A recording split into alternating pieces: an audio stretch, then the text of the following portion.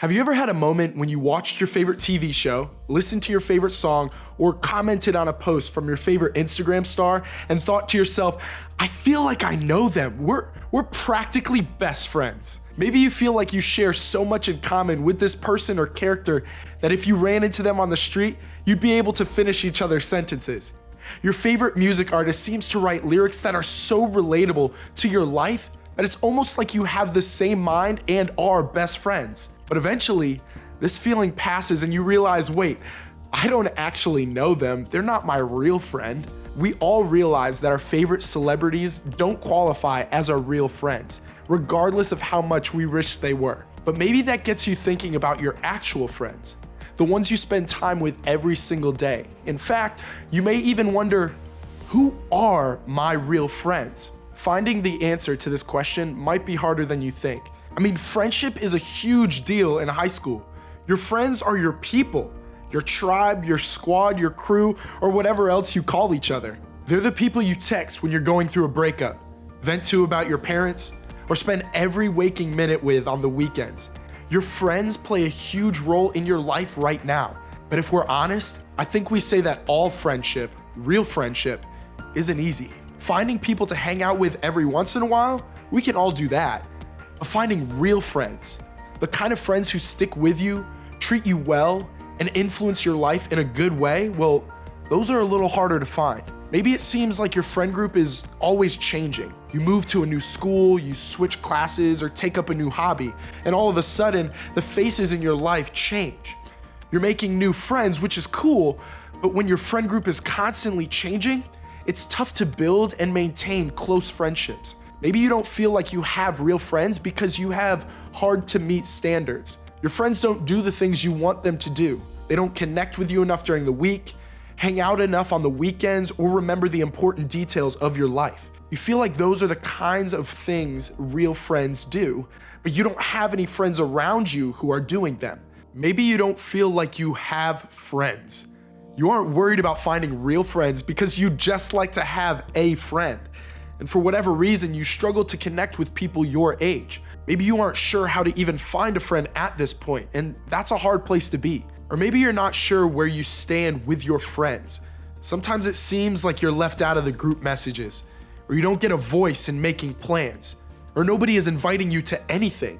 If you were being honest, you're not sure if you're actually in with your friends or not, especially in a moment of life where the FOMO is real. No matter what your situation looks like, I think we can all agree that when it comes to figuring out real friendships, the struggle is most definitely real. But can I let you in on a little secret? Do you know what all of these thoughts and struggles about friendship have in common? It's the central idea that your friends aren't doing enough for you. When it comes to friendship, we all tend to focus on what we're not getting from the people in our lives. And in one way or another, we're disappointed in our friendships because we're looking at what our friends aren't doing.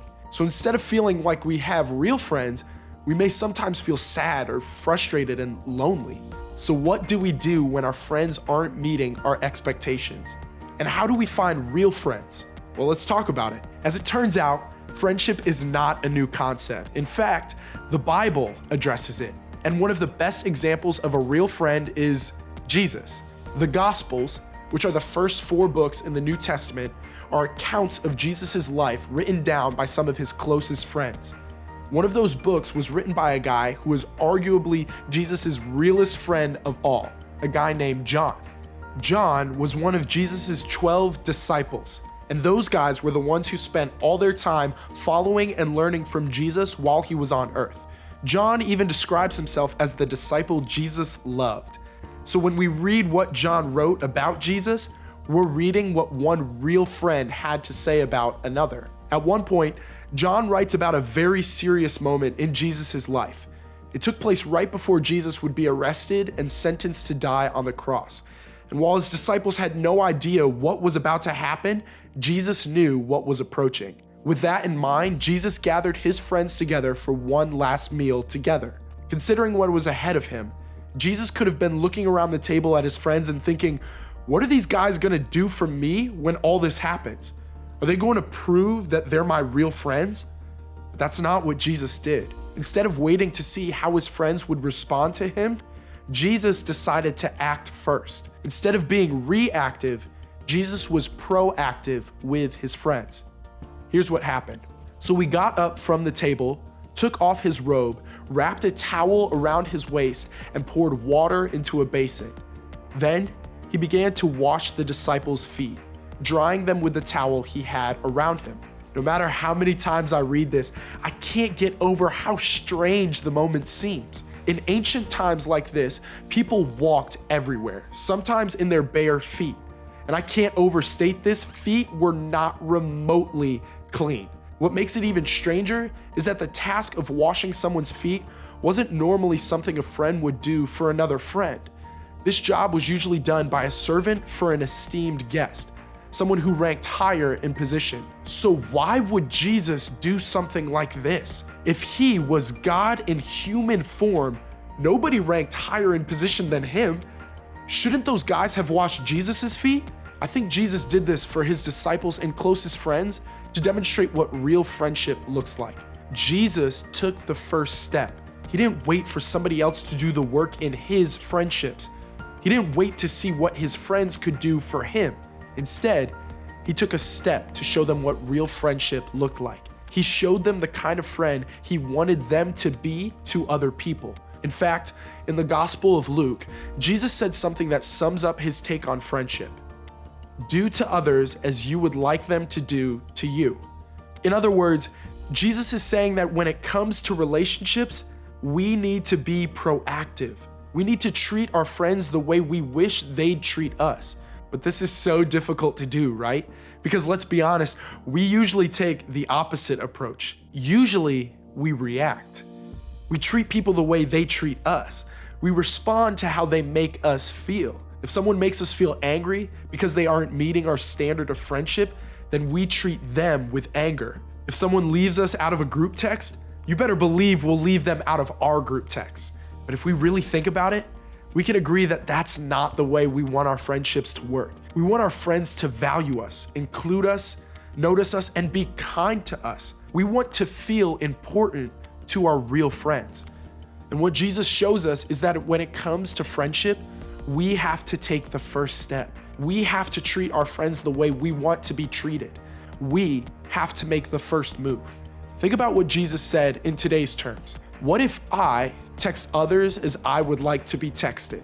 What if I invite others as I would like to be invited? What if I talk to others as I would like to be talked to? What if I post about others on social media as I would like to be posted about? Is this difficult? For sure. But I think it has the potential to change the way your friendships look. We all want real friends. And Jesus is showing us that if we want real friends, we have to start by first being a real friend. In other words, be the friend you want to have. And Jesus set the tone in his friendships. We can do this too. We can make the first move. If your friends aren't asking you to hang out, why not ask them first? Instead of waiting for someone else in the group to start the group text, why don't you start it? If someone left you out of a group hang, don't retaliate.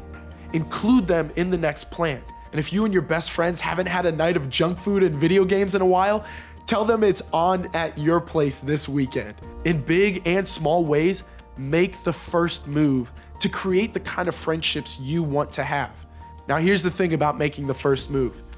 It is scary. And honestly, it doesn't always work out the way we want it to. It doesn't change your friendships immediately. And sometimes it doesn't even change them at all.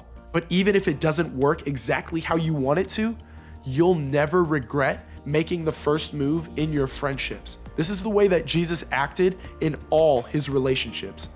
It's the Jesus-like way to be a friend. You won't regret treating other people the way you'd like to be treated. And regardless of the outcome, you're learning a better way to live, and that's something worth doing. Now, maybe some of you are sitting here thinking, I'd love to make the first move, but I don't even feel like I have a friend to move toward. What am I supposed to do? I get it. That's a tough situation to be in. But trust me when I tell you that real friends are going to show up in your life. Or maybe you feel like you don't have great friends in high school. But remember, there's a whole world of people out there you haven't met yet. And in that whole world of people, I believe there are going to be great friends for you.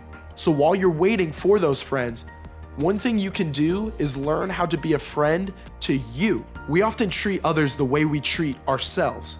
We get into the habit of treating ourselves poorly when we don't have the friendships we want. So take some time to focus on you. Set the tone for the way you want to be treated by learning to treat yourself that way.